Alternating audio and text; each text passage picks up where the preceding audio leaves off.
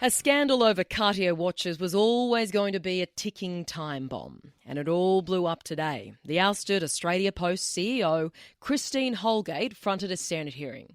I lost my job, a job that I loved, because I was humiliated by our Prime Minister for committing no offence and then bullied by my chairman, Lucio Di Bartolomeo. Unlawfully stood me down in the public direction of the Prime Minister.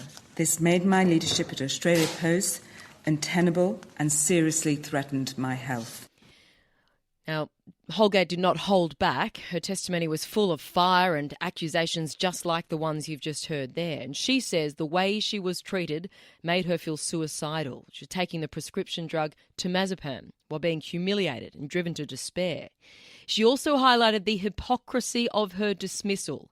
And that, for many, rings out very loudly in the broader context of the Morrison government's problems related to the treatment of women.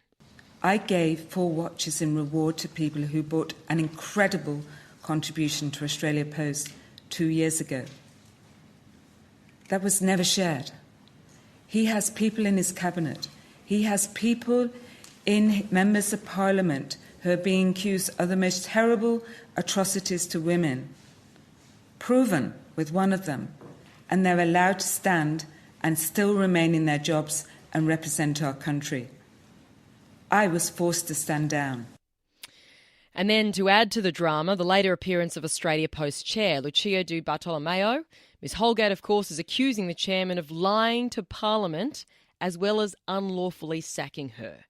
Importantly, the chairman admits Christine Holgate was treated abysmally, which we can all see, he says, just not by him or Australia Post. I think Christine Holgate's been treated abysmally, but I believe the board and management did the right things by her. I know there was talk about not getting this... So no apology? Sorry? No apology for Ms Holgate from Australia Post? I don't believe Australia Post owes her an apology, no, but I do believe she's been badly treated. This is business and politics colliding spectacularly, isn't it? It was a dramatic day and the fallout is only going to intensify all the problems that are already facing the government. Now, Tom McElroy is a political reporter with the Australian Financial Review. His coverage of this saga from the beginning has been outstanding. And Tom, welcome to Money News. Thanks a lot, Brooke. An extraordinary day, and Christine Holgate was prepared with facts and dates, and she levelled extraordinary accusations against the government and the chair of Australia Post.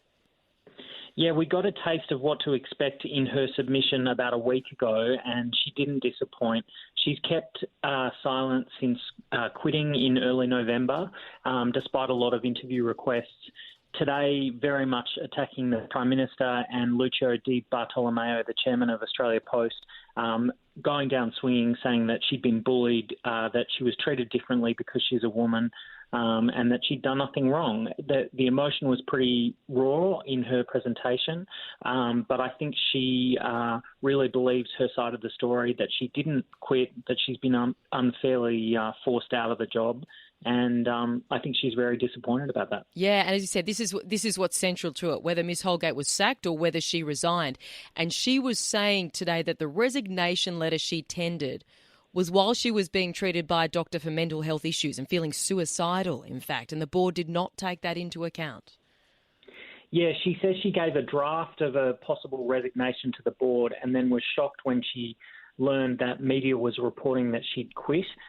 There's a lot of conjecture about what actually happened in this key couple of hours at the end of October, start of November last year. But I think the reality is that Scott Morrison's speech in question time, his very forceful criticism of her for spending $20,000 on these watches back in 2018 sealed her fate. She today said that her position was untenable because of that criticism. So then you have to ask, what were the processes with the board at Australia Post?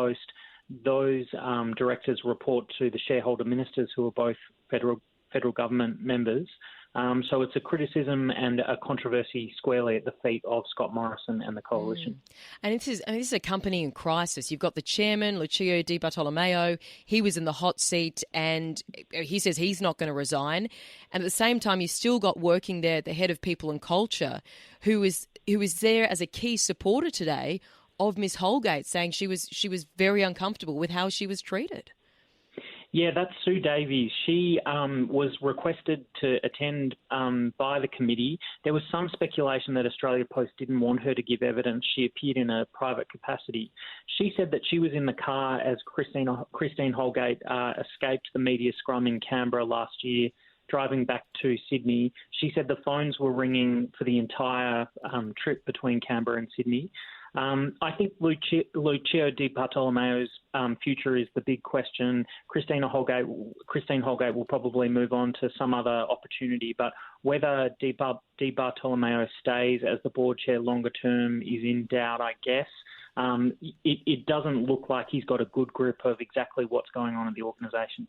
Yeah, exactly. And, what's so interesting in all of this is back when all of this exploded, the $20,000 in Cartier watches, there was almost bipartisan support for her sacking when it all first came to light. And now that just seems completely inverted. Yeah, you've hit on a key point. Labor's done a 180 on this. Anthony Albanese said last year that Christine Holgate's position was untenable and agreed with criticism about the spending of the watches. It was Labor's lines of questioning in Senate estimates that actually revealed this controversy in the first place. But today, Labor senators were defending Christine Holgate, accusing the government of making things up as they went along. I guess there's no crime in being agile when you're in opposition, but it certainly showed that the positions have shifted. The government's very much in the defensive position.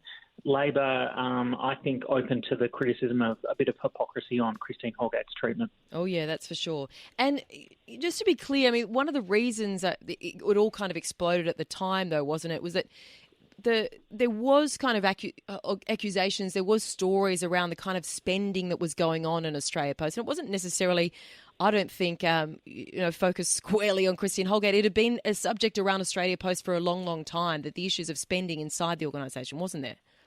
Yeah, there were lots of reports about corporate expenditure. She said today some of it wasn't her responsibility, that it was people further down the food chain.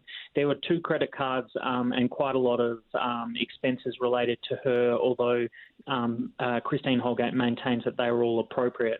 The report by the law firm Maddox that looked at the situation last year said that there was potentially some other problematic spending, although it didn't detail exactly what it was. I think part of the problem here is that Christine Holgate came from the private sector.